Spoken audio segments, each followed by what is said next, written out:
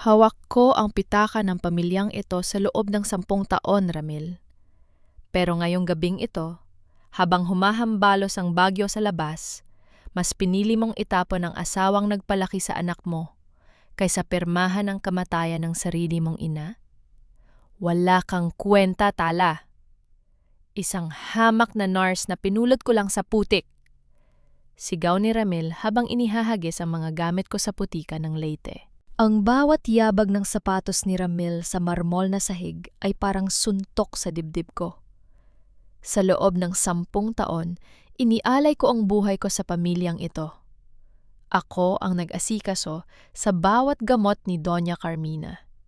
Ako ang nagtago ng mga sikreto ng kanilang negosyo, at ako rin ang nagtiis sa bawat panghahamak ng lalaking pinangakuan kung mamahalin habang buhay.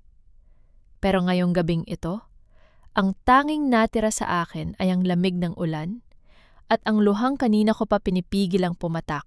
Bumilis ang tibok ng puso ko nang marinig ko ang iyak ni Lucas mula sa ikalawang palapag. Nanay! Sigaw ng 7 taong gulang kong anak. Pilit ko siyang inaabot ng tingin. Pero naharang agad ang paningin ko ng matigas na katawan ni Doña Carmina na nakatayo sa may rehas ng balkon and may niting demonyo sa labi. Wag na wag mong tatawaging nanay ang babaeng yan, Lucas. Utos ng matanda sa anak ko bago ito kinaladkad papasok sa dilim ng silid. Isang matalim na kirot ang sumaksak sa dibdib ko. Kinuha nila ang lahat. Ang dangal ko, ang tahanan ko at ngayon, maging ang anak ko ay ginagawa nilang kasangkapan para sunugin ang natitira kong pagkatao. Hindi ka ba mapapagod sa kakahabol sa mga dokumentong yan, Tala? Boses iyon ni Doña Carmina habang bumababa ito ng hagdan, may hawak na tasa ng tsa na parang walang bagyong nagngangalit sa labas. Akala mo ba matatalino ka dahil naging nurse ka sa ospital? Ang pamilyang Valderrama ang nagpapakain sa buong probinsyang ito. Walang maniniwala sa isang hamak na katulad mo. Hindi ako sumagot. Pinagmasdan ko ang mukha ng matandang babae. Ang mga mata niyang pamilyar sa kasakiman, ang mga labi niyang sanay sa pagsisinungaling. Sa bulsa ng aking lumang kapote, mahigpit ang hawak ko sa aking cellphone. Nakasync na sa cloud ang bawat kopya ng transaksyon, bawat peking pirma sa pondo ng charitable trust na ninakaw nila mula sa mga mahihirap. Akala nila ay itinapon nila ako ng walang laban. Hindi nila alam. Bit-bit ko ang lubid na magbibitin sa kanila. Kunin mo na ang mga basurang ito at umalis ka sa paningin ko! Sigaw ni Ramil habang inihahagis ang huli kong maleta sa putik. Sabay bagsak ng mabigat na kahoy na pinto ng mansyon. Tumama ang maleta sa tubig bulan. Lumuhod ako sandali sa putikan. Naramdaman ang lamig ng tubig na tumatago sa aking damit. Pero sa bawat patak ng ulan na pumapatak sa mukha ko, lalo lamang lumalalim ang apoy sa dibdib ko. Hindi ako iiyak. Tapos na ang panahon ng pagiging sunod-sunuran. Dahan-dahan akong tumayo. Pinunasan ng putik sa aking palad at hinawi ang buhok kong basa. Binuksan ko ang cellphone ko sa ilalim ng liwanag ng kidlat. Isang mensahe ang lumitaw sa screen mula sa isang hindi kilalang numero. Nasa simbahan si Luz Viminda. Huwag kang magpapakita sa mga pulis ni Carmina. Tumitig ako sa pangalan ng aking pinsan. Ang nag-iisang tao sa mundong pinagkakatiwalaan ko. Lumingon ako sa huling pagkakataon sa naglalakihang ilaw ng mansyon ng mga Valderrama bago tumalikod at humakbang palayo sa dilim ng gabi. Maghintay kayo, Ramil? Doña Carmina. Ang bawat luhang tinapon niyo ngayong gabi ay babayaran niya ng sarili ninyong dugo. Madilim at tahimik ang lumang simbahan ng San Isidro, maliban sa malakas na hagupit ng ulan sa bubong na yero at sa iilang aandap-andap na kandila sa gilid ng altar.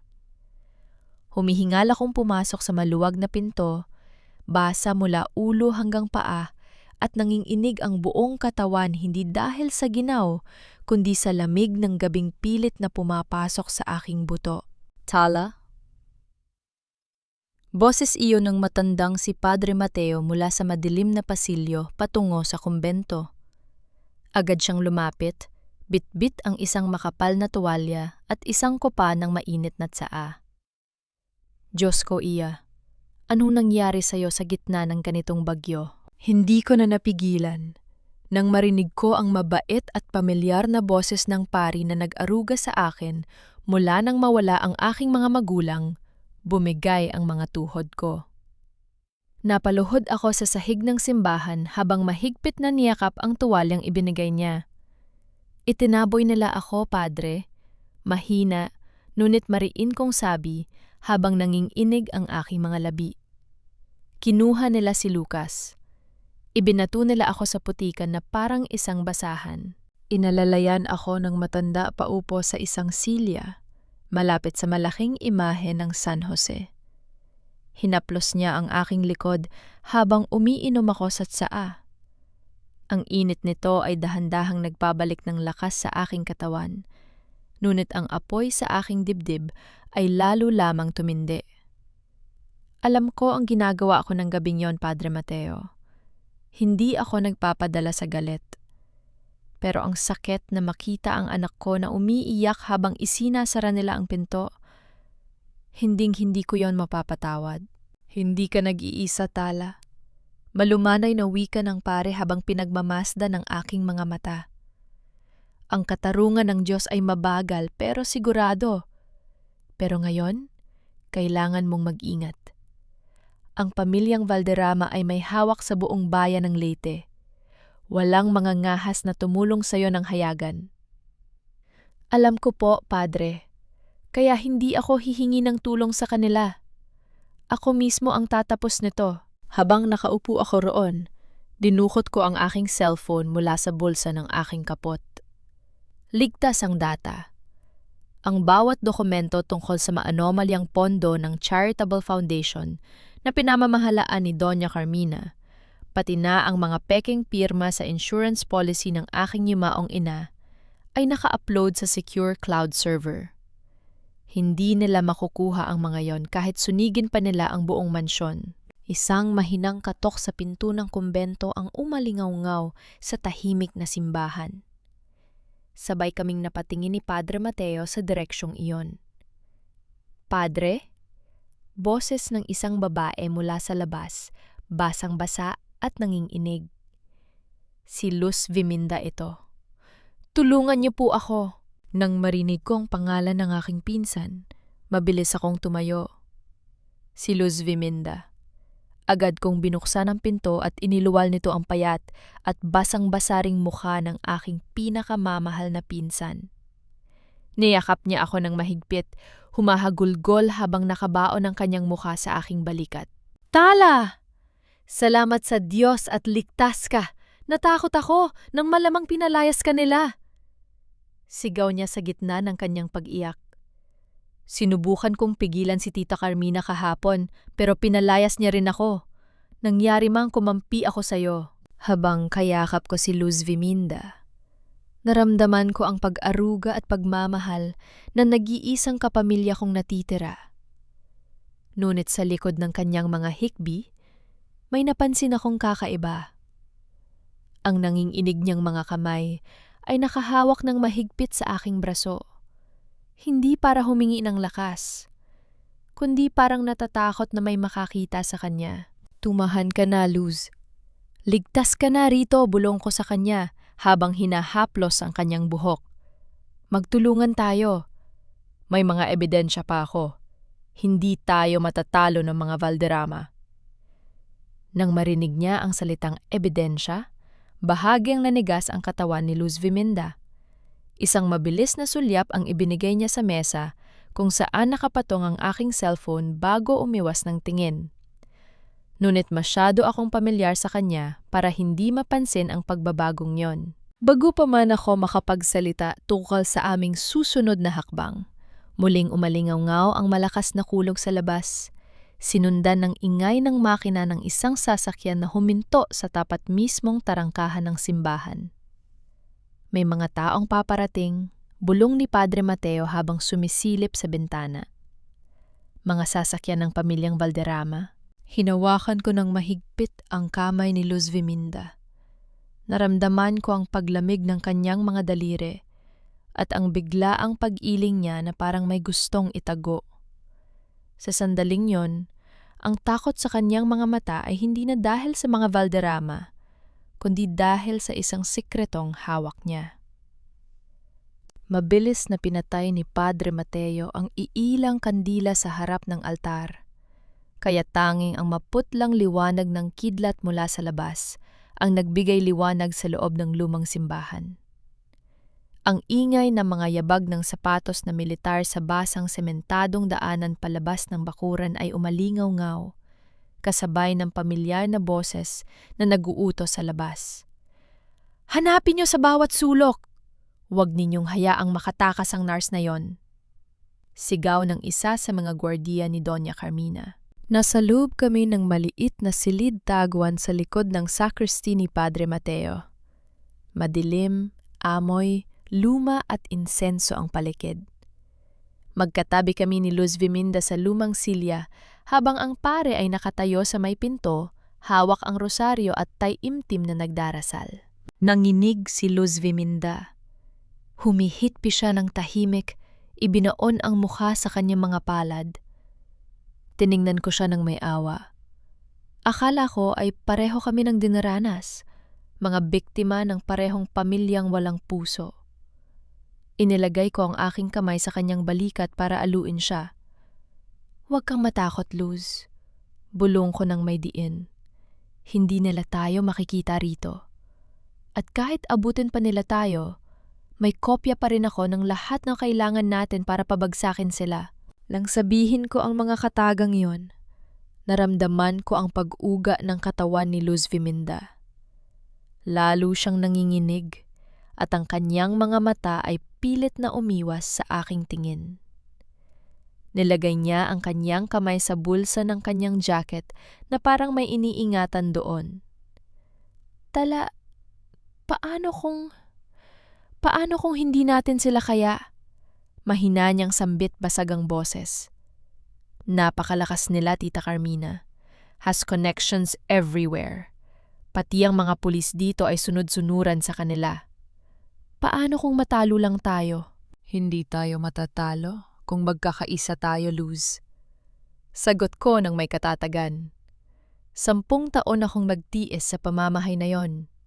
10 taon ko silang pinagsilbihan habang nakikita ko kung paano nila yurakan ang alaala ng mga magulang ko at ang kinabukasan ng anak ko.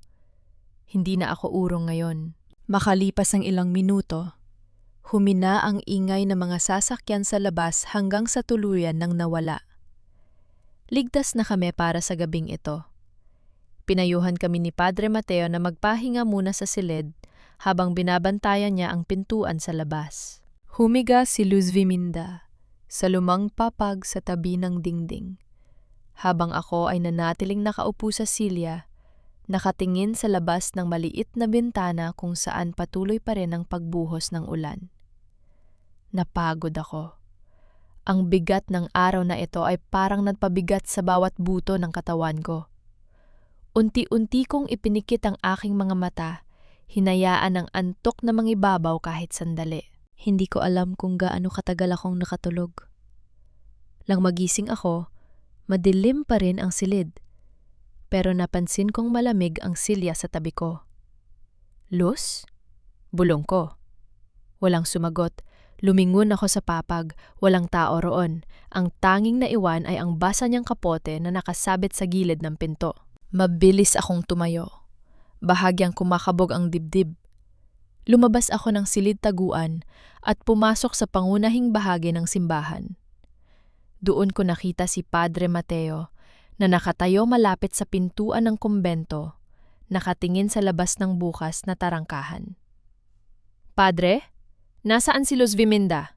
Tanong ko, may halong kaba sa boses. "Kanina pa siyang madaling araw umalis, Hiya," malungkot na sagot ng matandang pare.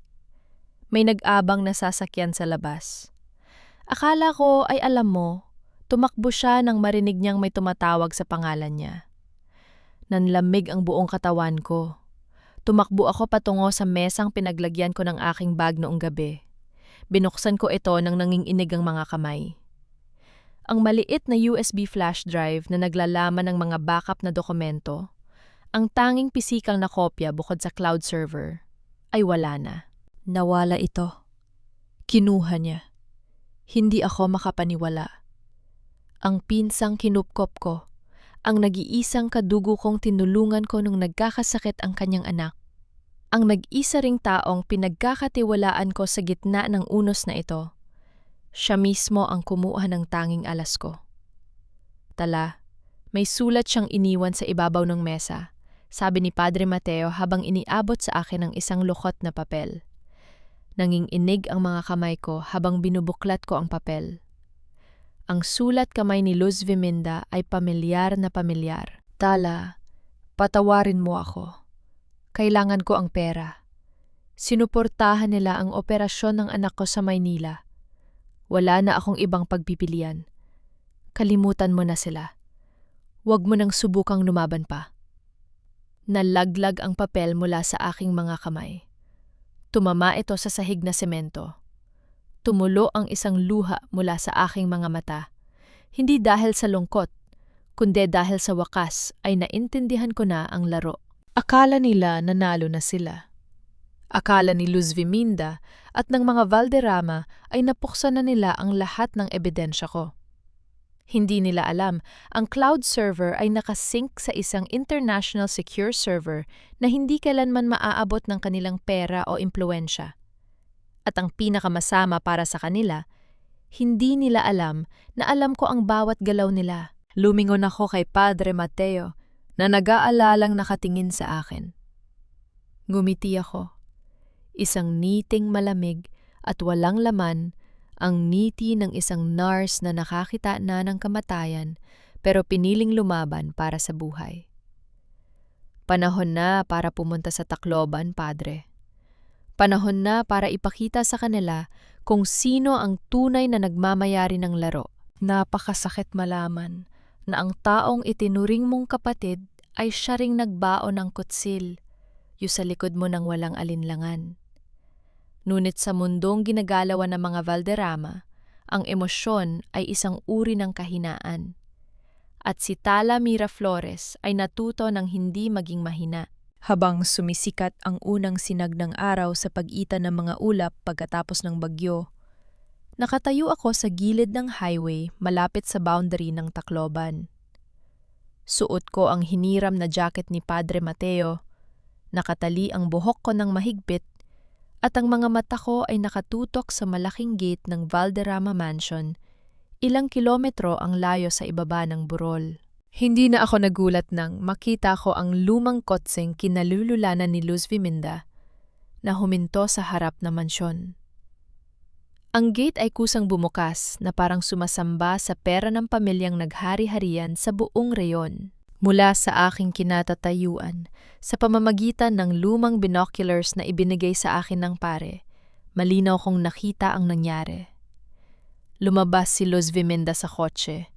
Bit-bit ang maliit na USB drive kung saan nakalagay ang mga dokumentong ipinagkatiwala ko sa kanya.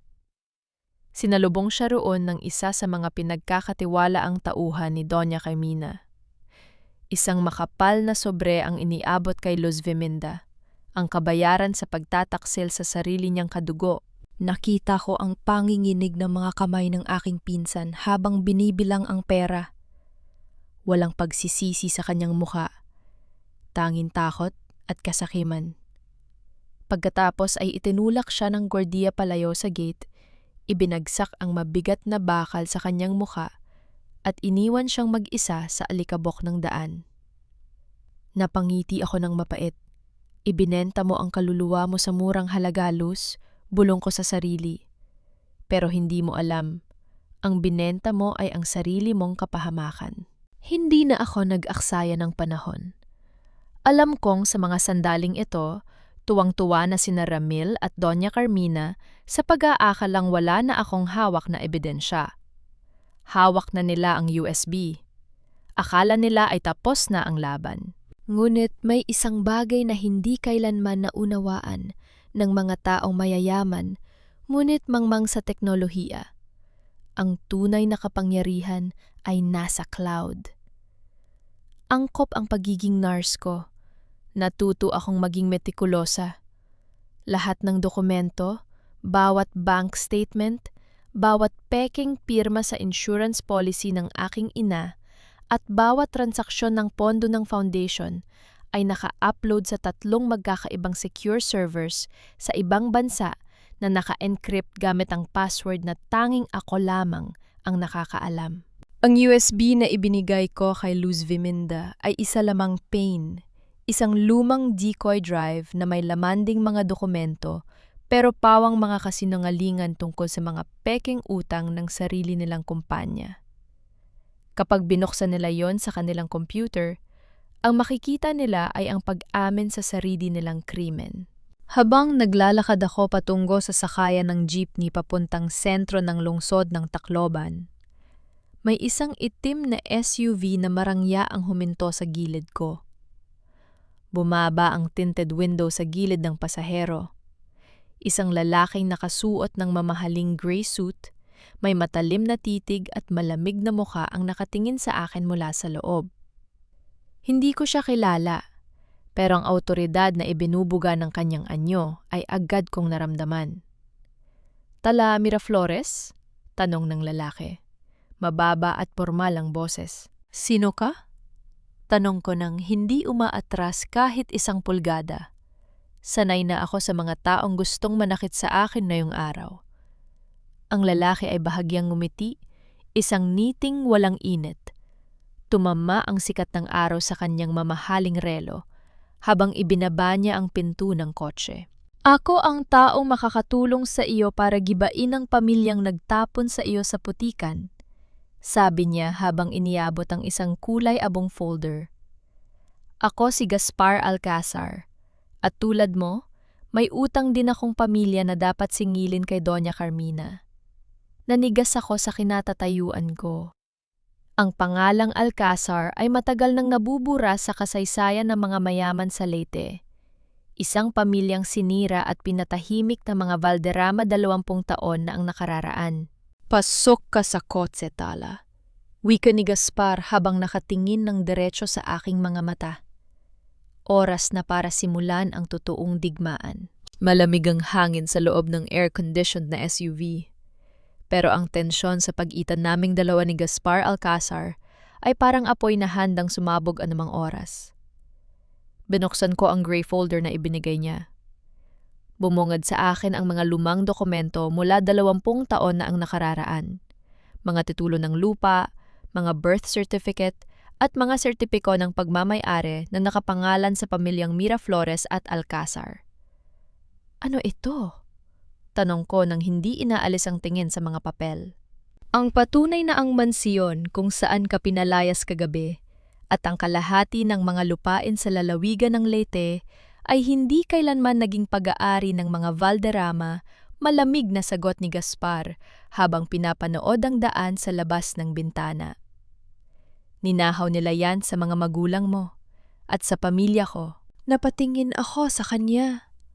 Ang mga mata niya ay may kakaibang dilim, isang galit na matagal ng kinimkim, naghihintay lamang ng tamang panahon para sumabog. Sabi nila, "Anak ka ng pamilyang Alcazar." Pero ang alam ng lahat, matagal nang patay ang buong angkan ninyo sa isang sunog. "Hindi lahat namatay, Tala," sabi niya habang lumingon sa akin. Seryoso ang mukha. "Ang nanay ko ay naging kasambahay ng mga Valderrama pagkatapos nilang nakawan at sirain ang aming pangalan. Doon niya ako iniluwal, isang anak sa labas ng taong nag-utos na sunugin ang aming tahanan, si Don Frederico Valderrama, ang yumaong asawa ni Doña Carmina."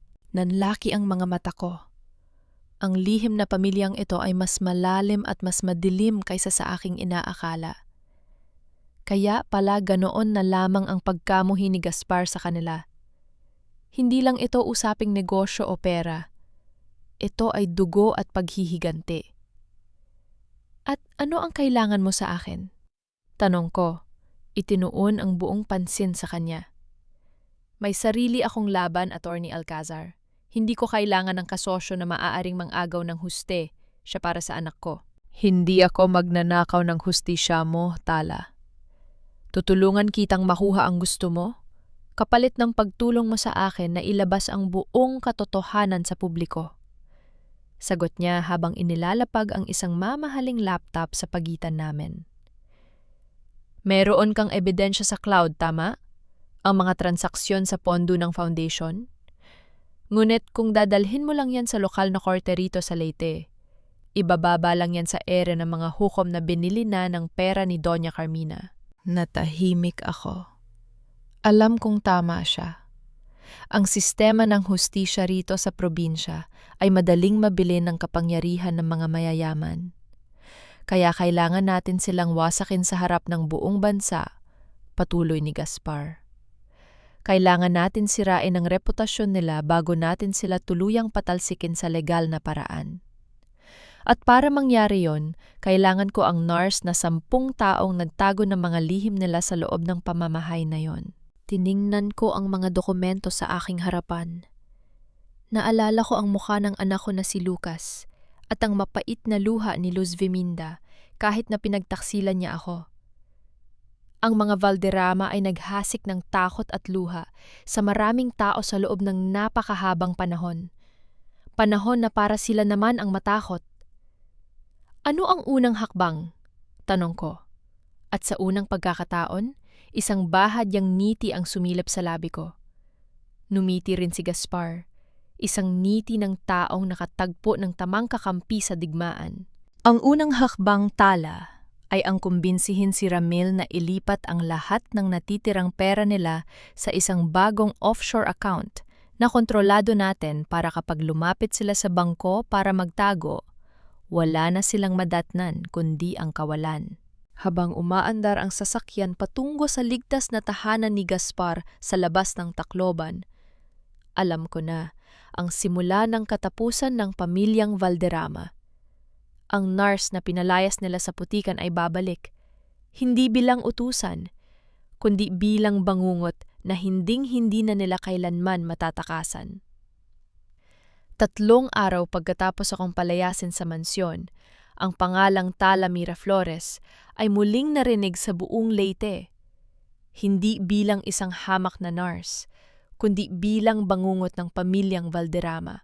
Sa loob ng 3 araw na iyon, sa tulong ng mga server na naka-encrypt ni Gaspar Alcazar, nagsimula kaming magbaba ng mga maliliit na bomba sa negosyo ng pamilya. Una naming tinarget ang mga kontrata nila sa lokal na pamahalaan. Ang mga dokumentong nagpapatunay ng overpricing sa mga supply ng ospital na pinamamahalaan ni Doña Carmina ay kusang lumabas sa mga pangunahing social media page at balita sa radyo ng madaling araw. Ganun na lamang ang gulat ng buong bayan nang lumabas ang balitang yon. Ang mga taong dating yumuyuko sa kanila ay nagsimulang magbulong-bulungan sa mga palengke at kalsada. At ngayong gabi, ang pinakamalaking social event sa Tacloban, ang taunang charity gala ng mga negosyante sa lalawigan, ang magiging entablado ng aming pagbabalik. Nakatayo ako sa harap ng malaking salamin sa dressing room ng isang mamahaling hotel. Suot ko ang isang kulay itim na terno dress na may modernong disenyo. Simple, nutet may dalang kakaibang karangyaan at kapangyarihan. Ang buhok ko ay nakatali ng maayos sa isang sleek bun at ang mukha ko ay nilagyan ng malamig at eleganteng makeup. Walang bakas ng NARS na umiyak sa putikan 3 araw na ang nakararaan. Ang nakatayo rito ay ang nagmamay-ari ng kalahati ng mga lupain sa lalawigan na ito. Handa ka na ba? Tanong ni Gaspar habang pumapasok sa silid, suot ang kanyang itim na taksido. Kailanman ay hindi ako naging handa ng ganito kasebyo, sagot ko habang isinusuot ang aking hikaw na perlas. Paglabas namin ng elevator, papasok sa malaking grand ballroom ng hotel, napatigil ang tugtog ng orkestra. Ang lahat ng mata ay napalingon sa pinto. Ang mga taong dati, ibinabati ako ng malamig na tingin o kaya ibinabalewala ng ako, isumasama pa kay Ramil, ay nakatitig na yon ng may halong gulat at padhanga. Si Tala ba yon? Hindi ba't siya iyong pinalayas ni Ramil kamakailan? Bakit kasama niya si Attorney Gaspar Alcazar? Narinig ko ang mga bulong-bulungan sa paligid. Ngumiti ako ng bahagya, itinaas ang aking ulo at naglakad papasok sa gitna ng silid, nakakapit sa braso ni Gaspar na tila ba ako ang reyna ng gabing yon. Sa kabilang dulo ng ballroom, nakita ko sina Ramil at Doña Carmina.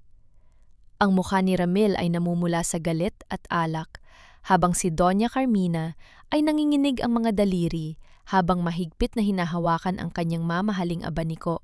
Agad na lumapit si Ramil sa amin. Nanginginig ang boses sa galit. Tala, anong ginagawa mo rito? Magnanakaw ka? Lumabas ka rito bago kita ipaaresto? Hindi ako natakot. Huminto ako sa tapat niya, tiningnan siya mula ulo hanggang paa na parang isa siyang hamak na insekto. Ipaaresto mo ako, Ramil? Tanong ko, sapat lang ang lakas ng boses para marinig ng mga taong malapit sa amin. Saan? Sa salang pagpapanumbalik ng katarungan sa mga taong ninakawan ninyo ng pamilya mo sa loob ng 10 taon? Walang iya ka! Sigaw ni Ramil at akmang hahampasin ako ng kanyang kamay. Pero bago pa man dumapo ang palad niya sa mukha ko, mabilis na nahawakan ni Gaspar ang kanyang pulso at binuweltahan siya ng may diin. Huwag na huwag mong dudungisan ng maruruming kamay mo ang kliyente ko, Mr. Valderrama. Malamig na sabi ni Gaspar, at sa isang iglap ay napaatras si Ramil sa sakit. Lumapit si Doña Carmina. Maputla ang mukha pero pilit na itinataas ang kanyang pride. Ano bang pinagsasabi ng babaeng ito? Mga sinungaling kayo! Kinuha ninyo ang mga dokumento namin. Hindi namin kinuha, Doña Carmina. Sabi ko habang humahakbang palapit sa kanya. Ang boses ko ay matalas na parang kutsil. Ibibalik lamang namin sa nararapat. At bilang may-ari ng karamihan sa mga ari-arian ng pamilyang ito ngayon sa bisa ng mga dokumentong legal na hawak namin, itinaas ko ang aking kamay.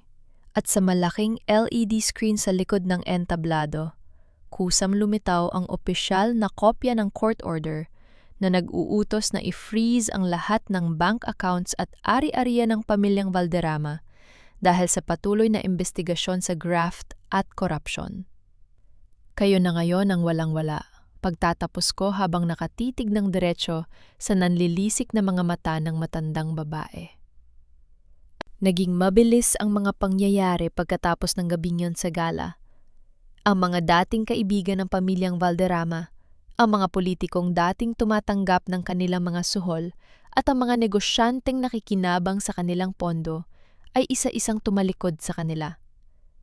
Ang mga linya ng telepo o sa mansyon ay hindi na sinasagot ng mga bangko at ang kanilang mga sasakyan ay isa-isang pinarada sa bakuran dahil hindi na sila makabili ng gasolina gamit ang mga frozen nilang credit card. Nakatayo ako sa loob ng opisina ni Gaspar sa sentro ng lungsod ng Tacloban. Sa malaking screen sa dingding, nakikita namin ang mga balita sa lokal na telebisyon.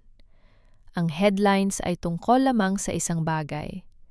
Ang mabilis na supdo ng pamilyang nag-ari sa reyon sa loob ng 3 dekada. Suko na sila, Tala, sabi ni Gaspar habang inilalapag ang 2 tasa ng mainit na kape sa mesa. Si Ramil ay pilit na naghahanap ng paraan para makalabas ng bansa kasama ang ina niya. Hindi sila makakalabas, sagot ko habang nakatingin sa mga papeles sa harap ko. Nasa kustodya pa rin nila si Lucas. Hanggat hindi ko naiuwi ang anak ko, hindi pa tapos ang laban na ito. Bago pa man makapagsalita si Gaspar, tumunog ang aking cellphone. Isang hindi kilalang numero ang tumatawag. Sinagot ko ito at inilagay sa loudspeaker. Tala, pakiusap, tulungan mo kami. Boses yon ni Luz Viminda. Nanginginig siya, humahagulgol at halatang takot na takot. Nasaan ka, Luz Viminda? Malamig kong tanong. Wala na akong natitirang awa para sa taong nagbenta sa akin kapalit ng pera. Nasa, nasa bahay ako ng mga Balderrama. Nakakulong kami rito sa loob. Si Ramil, nababaliw na siya, Tala. Ipinasara niya ang lahat ng pinto. May baril siya. Gusto niyang sunugin ang mansyon para kasamang matupok ang lahat ng dokumento at maging si Lucas. Mabilis akong tumayo mula sa aking silya. Ang kape na hawak ko ay halos matapon sa mesa. Anong sinabi mo? Sigaw ko. Si Lucas? Gusto niyang isama si Lucas sa pagtakas. Pero ayaw ng bata, kaya nakakulong sila sa silid sa ikalawang palapag. Pakiusap, Tala, magdala ka ng pulis. Patawarin mo ako, hindi ko alam na aabot sa ganito. Pinatid ko agad ang tawag.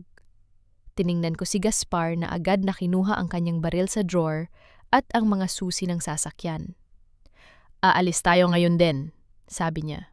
Habang mabilis na tumatakbo ang SUV ni Gaspar patungo sa mansyon sa gitna ng umuulang hapon, naramdaman ko ang pagbabalik ng takot na naramdaman ko nung gabing itinapon ako sa putikan. Pero sa pagkakataong ito, hindi takot para sa sarili ko ang nararamdaman ko, kundi ang galit at pag-aalala ng isang ina na nakahandang pumatay para sa kanyang anak. Papasok na kami sa gate ng mansyon nang makita naming walang gwardiyang nakatayo sa labas. Ang malaking pinto sa harapan ay nakabukas ng bahagya at ang usok na kulay itim ay nagsisimulang lumabas mula sa mga bintana sa ikalawang palapag. Lucas! Sigaw ko habang patakbong bumaba sa sasakyan. Hindi pinansin ang ulan at ang amoy ng gasolina na kumakalat sa hangin. Tala, mag-iinat ka! Sigaw ni Gaspar habang sumunod sa akin, nakatutok ang kanyang baril sa pinto.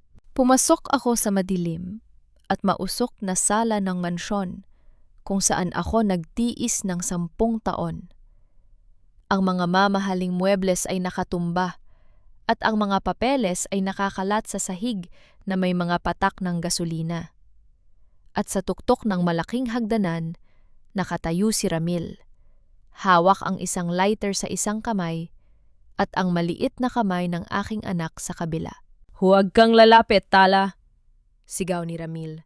Galit na galit ang mga mata, halatang wala na sa sarinong pag-iisip. Kung lalapit ka pa ng kahit isang hakbang, sisindihan ko ito at sasama kaming lahat sa impyerno. Nanlamig ang buong katawan ko nang makita ko ang mukha ni Lucas. Umiiyak ang anak ko. Nakatitig sa akin habang nanginginig sa takot sa tabi ng kanyang amang nawalan na ng katinoan. Nanay! Umiiyak na sigaw ni Lucas. Saklolo, nanay! Bitawan mo ang bata, Ramil! Sigaw ko habang dahan-dahang humahakbang pataas sa hagdanan, pilit na ginagawang mahinahon at pormal ang aking boses para hindi siya magulat. Sa akin ka galit, hindi ba? Ako ang harapin mo. Huwag mong idamay ang sarili mo, anak. Anak?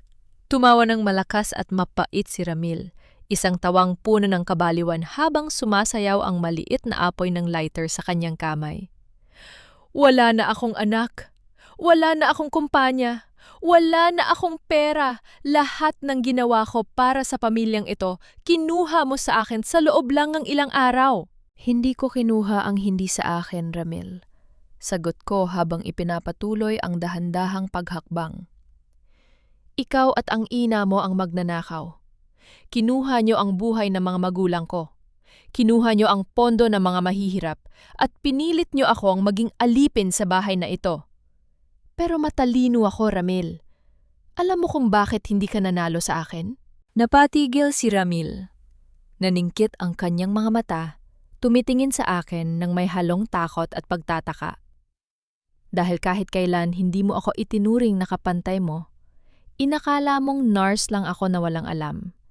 Hindi mo alam, bawat pirma mo sa mga tseke, bawat pekeng kontrata, ako ang nag-aayos at nagtatala. Bumukas ang pinto sa likod ni Ramil at iniluwal nito si Doña Carmina, na may hawak na maliit na jewelry box at nakabihis para sa pagtakas. Ramil! Bakit ka pa nakikipag-usap sa babaeng yan? Itapon mo na ang lighter at umalis na tayo. Paparating na ang mga pulis. Tukso ng iblis! Sigaw ni Gaspar mula sa ibaba ng hagdanan, habang itinuturo ang kanyang baril sa matandang babae. Walang aalis sa inyo. Huli na kayo, Doña Carmina. Nang makita ni Doña Carmina ang baril ni Gaspar, napaatras siya sa takot at nabitawan ang jewelry box. Ang mga mamahaling hiyas at ginto ay kumalat sa sahig na may gasolina. Ramil! Sindihan mo na! Sigaw ng matandang babae, tuluyan ng nawala ng bait sa takot na makulong. Isama mo na silang lahat. Iyon ang pagkakataong hinihintay ko. Nang lumingon si Ramil sa kanyang ina, mabilis akong tumakbo pataas sa natitirang mga baitang ng hagdanan. Inagaw ko si Lucas mula sa kanyang hawak at pinalayo ko ang anak ko sa kabilang dulo ng pasilyo. Bastos ka! Sigaw ni Ramil at mabilis na itinapon ang lighter sa sahig na may gasolina. Salamat sa mabilis na reflexes ni Gaspar, mabilis niyang itinulak ang isang malaking flower vase na may tubig upang patayin ang apoy bago pa man ito kumalat sa kabuuan ng hagdanan. Kasabay noon, sumugod si Gaspar at binagsak si Ramil sa sahig, kinumpiska ang baril sa kanyang balakang at pinigilan ang kanyang paggalaw.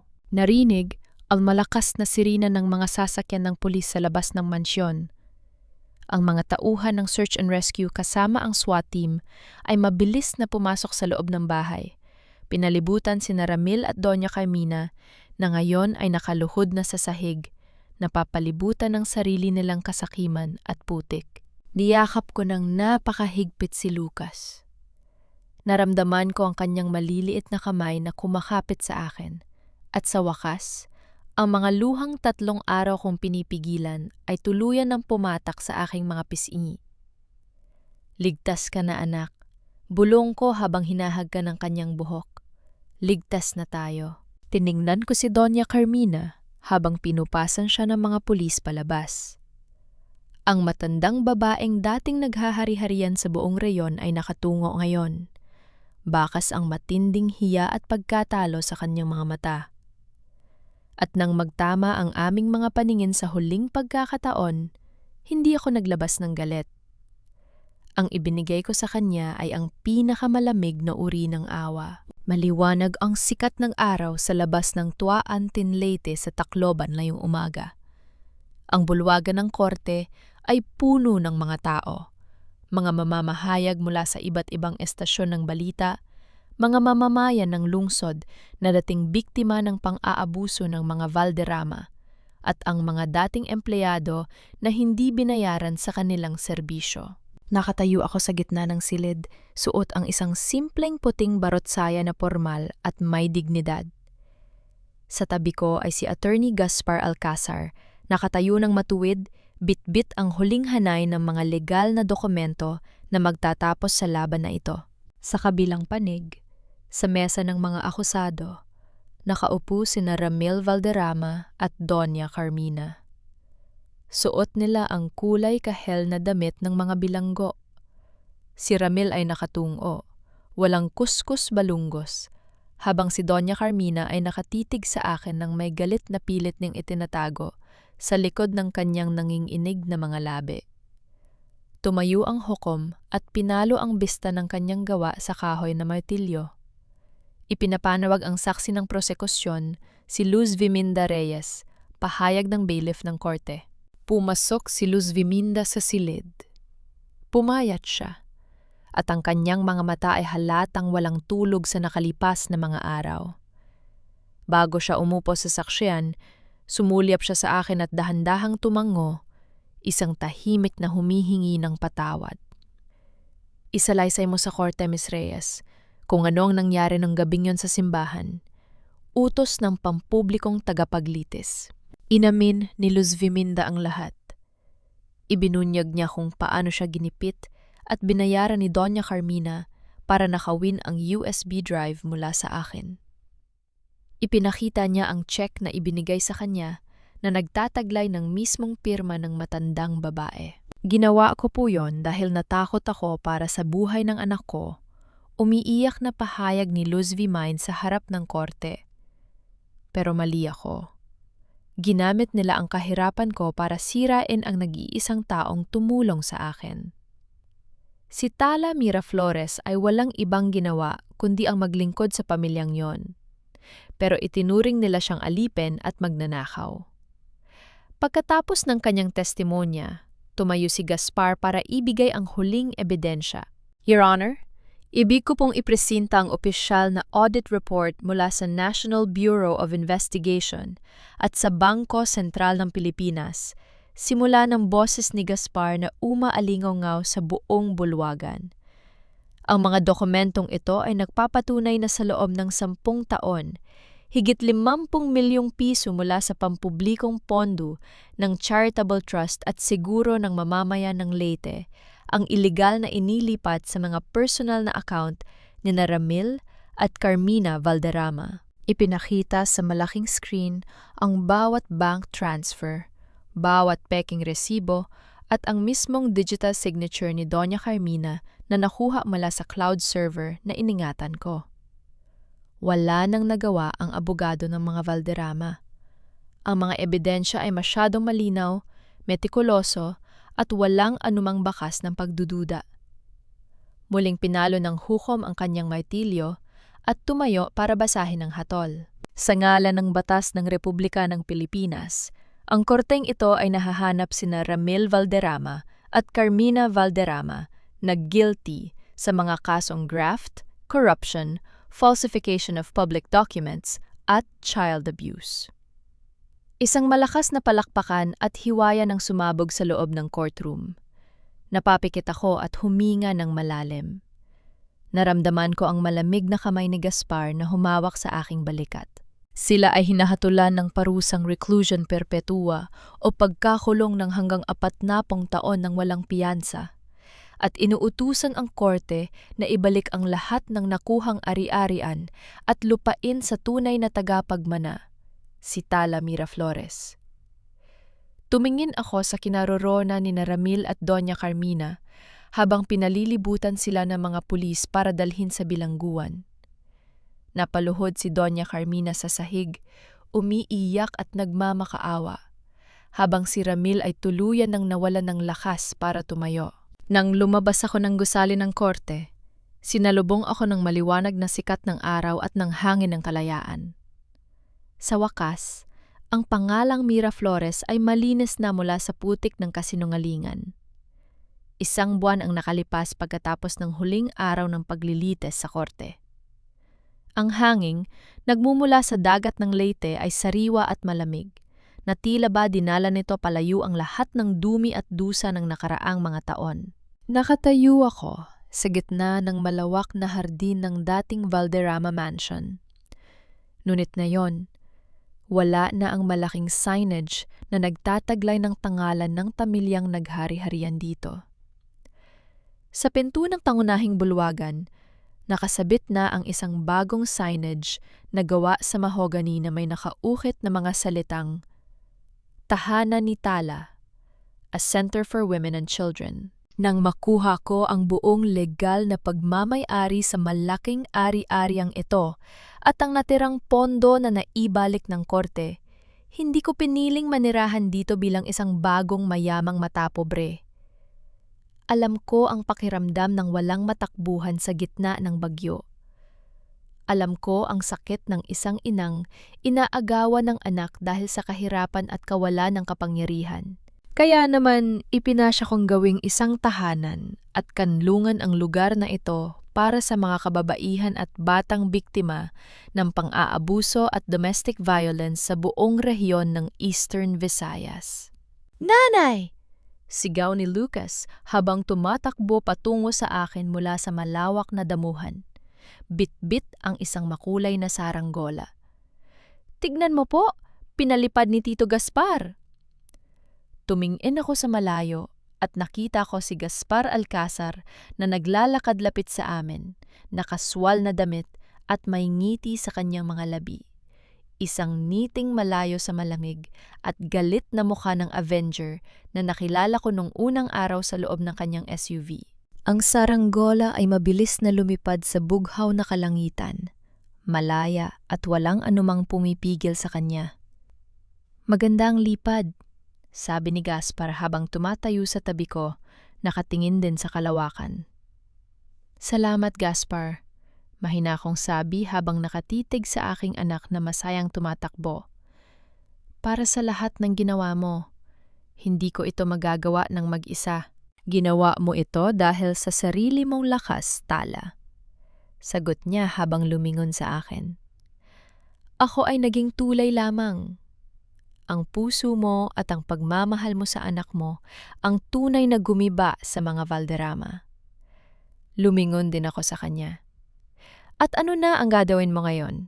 Pupunta ka na ba ng Maynala? Ngumiti siya ng bahagya at umiling.